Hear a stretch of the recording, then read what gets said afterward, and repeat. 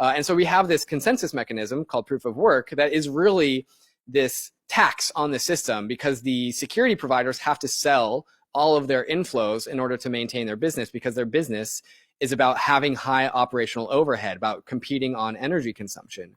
And so it approaches 100% of net sell pressure for all proof of work mining rewards.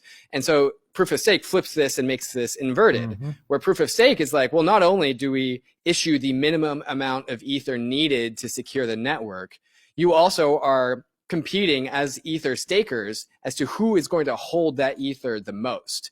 And so as more and more ETH stakers come and stake their ETH, the yields that ETH stakers are paid actually comes down, because there are more stakers that are receiving more of the issuance. And so it turns into like this game of chicken of like, oh, you're so bullish that you're going to stake ETH at 4%. Well, I'll stake ETH at 3%. And somebody else comes and says like, well, I'll stake ETH down to 2.5%. I'm still not selling my ether. And so rather than a competition to sell as much Bitcoin as possible, proof of stake is a competition like who's more bullish and who's willing to not sell ether at lower and lower yields. So instead of having a 100% like sell rate, it goes into a 100% hold rate.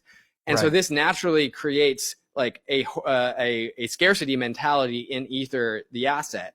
And it's just fundamentally bullish when like your security mechanism doesn't force selling and instead incentivizes holding and rewards holders. That is where we actually get this true decoupling from the Bitcoin price action from the ether price action.